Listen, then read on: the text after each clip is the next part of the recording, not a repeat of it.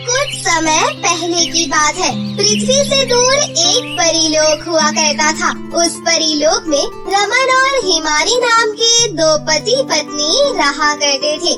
दोनों पति पत्नी हंसी खुशी अपना जीवन व्यतीत कर रहे थे। तभी एक दिन हिमानी रमन को बताती है कि उनके घर में एक नन्हा मेहमान आने वाला है। ये सुनकर रमन बहुत खुश होता है।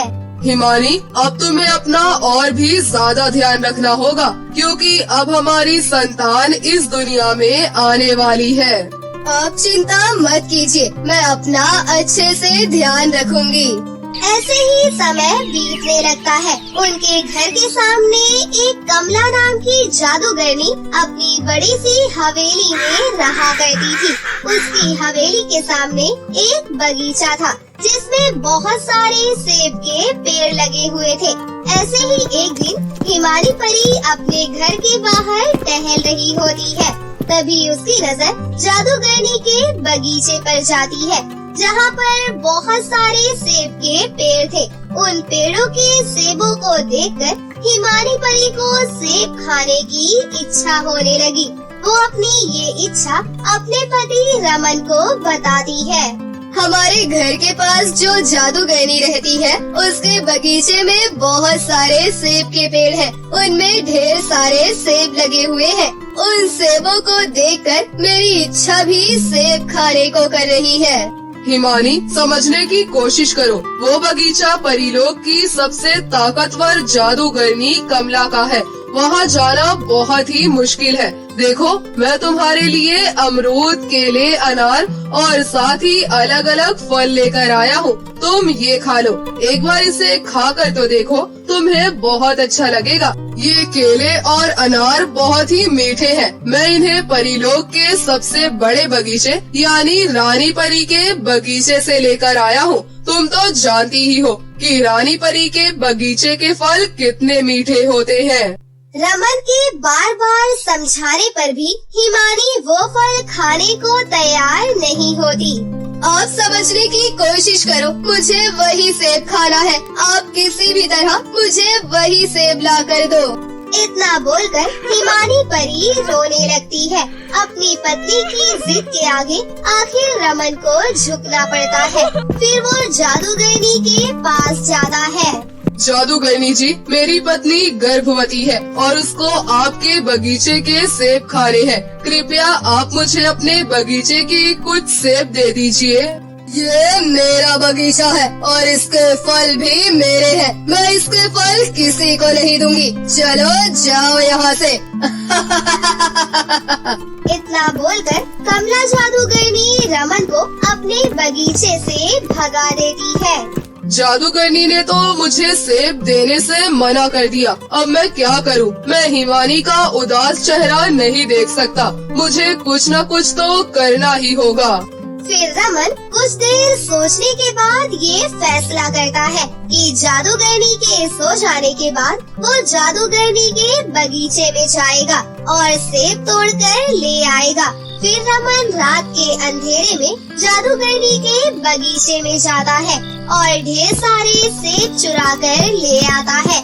फिर वो सेब लेकर हिमानी के पास जाता है। हिमानी, देखो, मैं तुम्हारे लिए जादूगरनी के बगीचे से ढेर सारे सेब लेकर आया हूँ।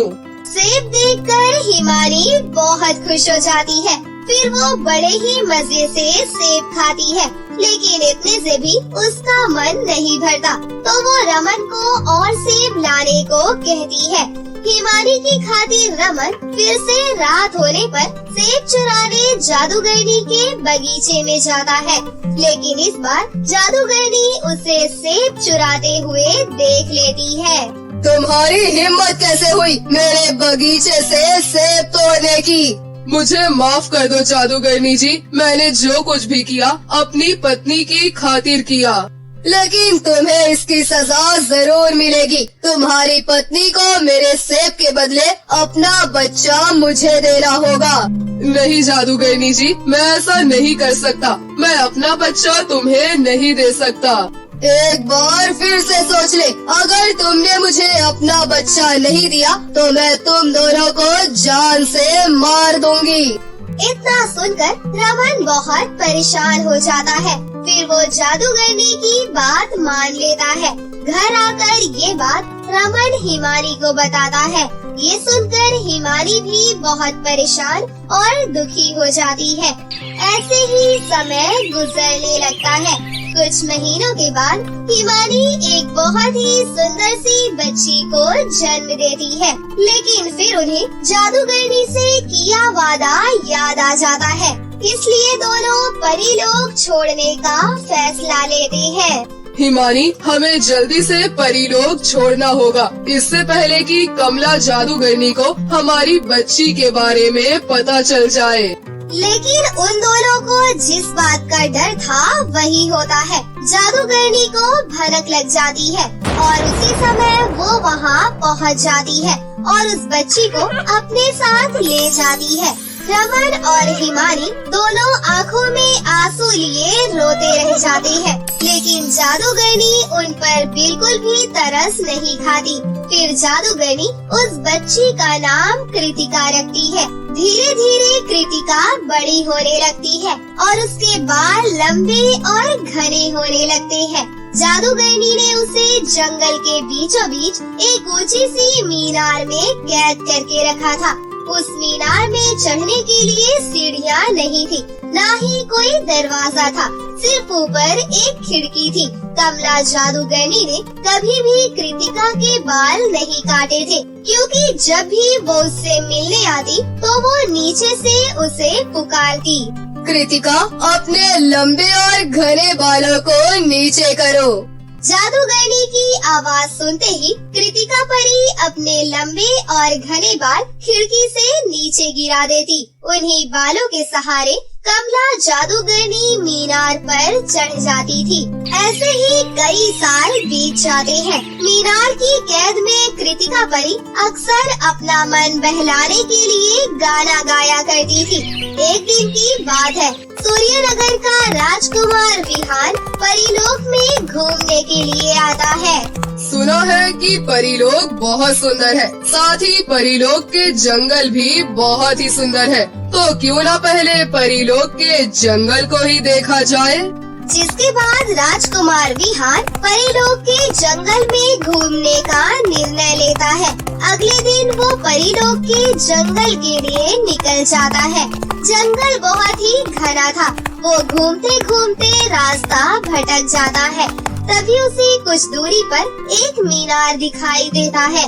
विहान उस मीनार के पास जाता है। मीनार के अंदर से विहान को बहुत ही मधुर संगीत की आवाज सुनाई दे रही थी, जो कि कृतिका परी गा रही थी। विहान को ये आवाज इतनी अच्छी लगती है कि वो मीनार के अंदर जाने के लिए दरवाजा ढूंढने लगता है, लेकिन उसे वहाँ कोई दरवाजा नहीं मिलता है।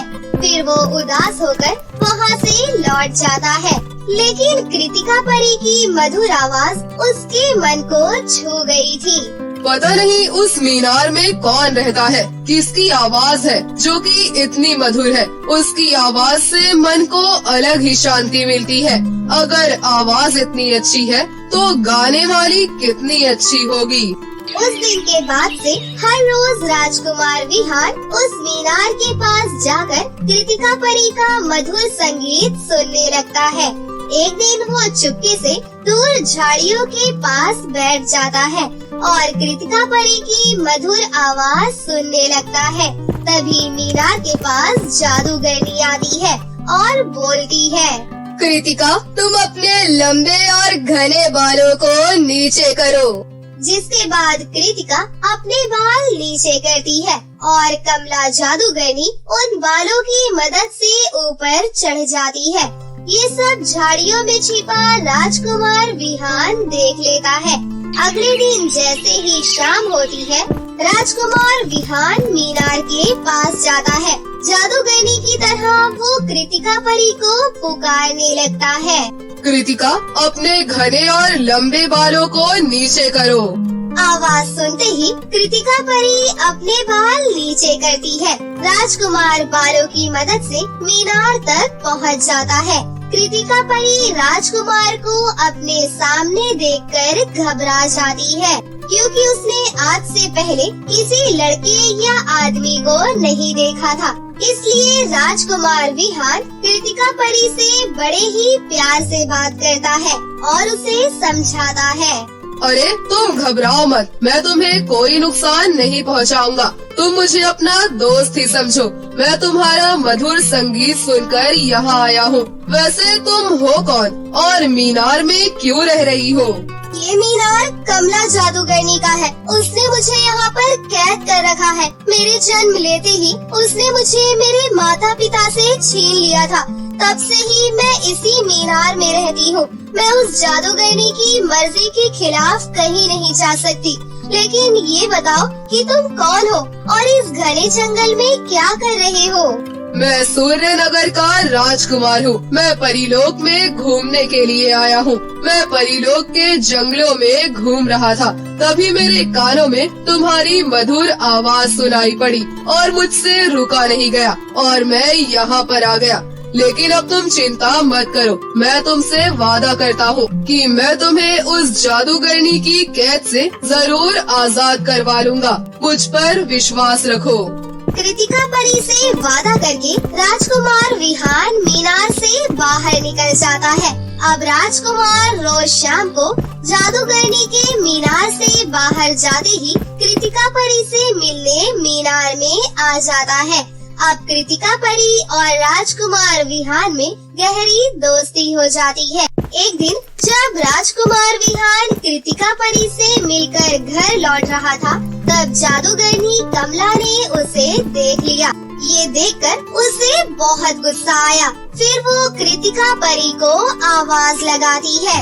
कृतिका, तुम अपने लंबे और घने बालों को नीचे करो। जादूगरनी की आवाज सुनते ही कृतिका परी अपने बाल नीचे करती है और जादूगरनी बालों की मदद से मीनार में चली जाती है। ऊपर पहुंचते ही जादूगरनी गुस्से से कृतिका परी से बोलती है। तुम्हारी इतनी हिम्मत! मैंने सोचा था कि मैं तुम्हें बाहर की दुनिया से दूर रखने में सफल हो गई, पर तुमने मुझे धोखा दिया। तुम्हें इसकी सजा जरूर मिलेगी। रुको, मैं तुम्हें अभी बताती हूँ। इसके बाद कमला जादूगरनी गुस्से से कृतिका परी के सारे बाल काट देती है और फिर जादूगरनी कृतिका परी को नर्कलोक की काली गुफा में छुपा देती है ताकि कोई उसे ढूंढ ना पाए। इस बात से अनजान राजकुमार विहान कृतिका परी को बचाने मीनार के पास जाता है और कृतिका परी को पुकारने लगता है। कृतिका, तुम अपने लंबे और घने बाल नीचे करो।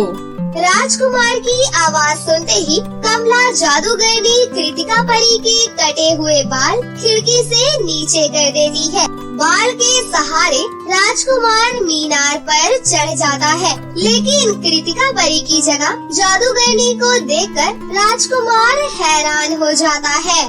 तुम जिसकी तलाश में यहाँ आए हो वो तुम्हें कभी नहीं मिलेगी।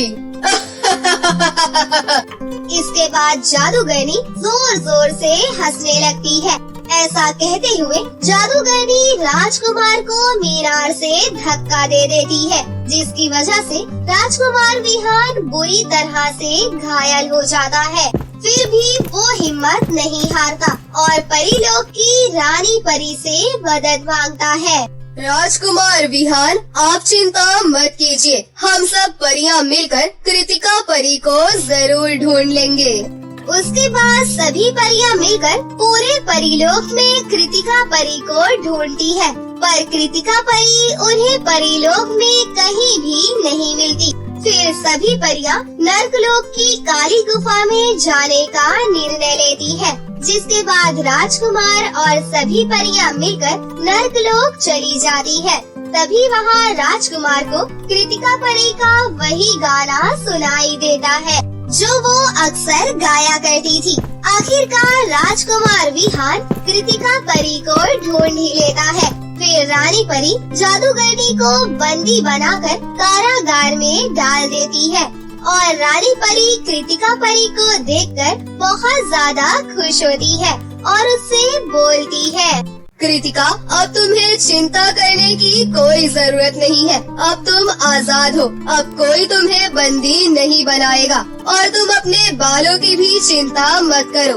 अब तुम्हारे बाल पहले से भी लंबे और घने हो जाएंगे। इतना बोलते ही फिर से कृतिका परी के सर पर लंबे और घने बाल आ जाते हैं, जिसके बाद रानी परी कृतिका परी को उसके माता पिता से मिलवाती है।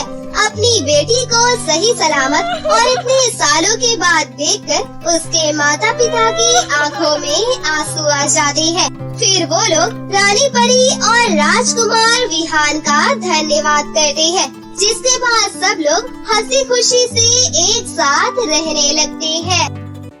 एक बार की बात है, परीलोक में तारा और हिना नाम की दो सौतेली परी बहनें अपनी माँ साक्षी परी के साथ रहती थीं। साक्षी परी परीलोक की रानी थी। साक्षी परी दिल की बहुत ही अच्छी थी। साक्षी परी हमेशा परीलोक में हर जरूरतमंद परी की मदद किया करती थी। लेकिन वहीं दूसरी तरफ साक्षी परी की दोनों बेटियां तारा और हिना परी बहुत ही दुष्ट थीं। वो हमेशा सिर्फ और सिर्फ अपने बारे में ही सोचती थीं। वहीं साक्षी परी की जगह परीलोक की रानी बनने के लिए उसकी दोनों सौतेली बेटियां हमेशा एक दूसरे के साथ में लड़ाई करती रहती थीं। तभी एक दिन अचानक से दोनों बहनें एक साथ महल के एक गुप्त कमरे में मिलती हैं और उसी समय तारा परी हिना परी से कहती है, सुन हिना, हम दोनों परीलोक की रानी बनने के लिए हमेशा एक दूसरे से लड़ाई करती रहती है। हिना, तुझे भी पता है कि हम दोनों सौतेली बहनें हैं, इसीलिए हमारे बीच प्यार तो कभी भी नहीं आएगा। लेकिन अगर हम दोनों ऐसे ही लड़ते रहे तो माँ परीलोक का सारा कीमती खजाना उन गरीब परियों पर निछावर कर देंगी। फिर तो हमारे हाथ में कुछ भी नहीं आएगा। इसीलिए मेरे पास एक प्लान है, अगर तू कहे तो मैं तुझे बताऊं। हाँ बोल तारा, वैसे भी आज पहली बार तूने अक्लमंदी की बात की है। तू सही बोल रही है। अगर हमें परीलोक पर अपना कब्जा जमाना है तो एक साथ मिलकर ही इस कार्य को अंजाम देना होगा हमें। चल अब तू बता कि तेरा प्लान क्या है। उसके बाद तारा परी हिना परी के कानों में कुछ कहती है, जिसे सुनकर हिना परी तो बहुत ही खुश हो जाती है और फिर तुरंत ही दोनों सौतेली बहनें आज पहली बार साथ मिलकर अपनी माँ साक्षी परी के पास जाती हैं। तभी हिना परी उनसे कहती है, माँ, हम दोनों बहनें हमेशा एक दूसरे से लड़ाई करती रहती थीं। इसीलिए आज से हम दोनों ने फैसला किया है कि अब से हम दोनों एक दूसरे के साथ प्यार से रहेंगी और कभी भी लड़ाई नहीं करेंगी। इसी खुशी में माँ, चलो आज हम तीनों मिलकर परीलोक के पास वाली पहाड़ी पर जाते हैं। वहाँ बैठकर हम तीनों खूब सारी बातें और मस्ती करेंगे। वही साक्षी परी तो अपनी दोनों बेटियों को ऐसे एक साथ प्यार से रहता देख बहुत ही खुश हो जाती हैं और साक्षी परी तुरंत ही अपनी दोनों बेटियों के साथ उस पहाड़ी पर जाने के लिए तैयार हो जाती हैं और फिर कुछ ही समय में तीनों उस पहाड़ी पर जाने के लिए निकल जाती हैं। वही पहाड़ी पर पहुंचकर तारा परी और हिना परी साक्षी परी को एक बहुत ही ऊंची पहाड़ी के किनारे पर ले जाकर खड़ा कर देती हैं। तभी हिना परी अपनी माँ से कहती है, माँ, आपको क्या लगा कि हम यहाँ आपके साथ बातें करने के लिए आए हैं? नहीं नहीं माँ, बिल्कुल नहीं। और हाँ माँ, हम दोनों बहनें नहीं, एक दूसरे की दुश्मन हैं। इसीलिए हम कभी भी एक साथ नहीं होने वाली। अभी तो माँ हमें आपको रास्ते से हटाना था, इसीलिए हम एक साथ हैं, ताकि आपके बाद हम पूरे परीलोक पर अपना कब्जा जमा सके, समझी? चलिए चलिए माँ, अपनी आखिरी सांस ले लीजिए।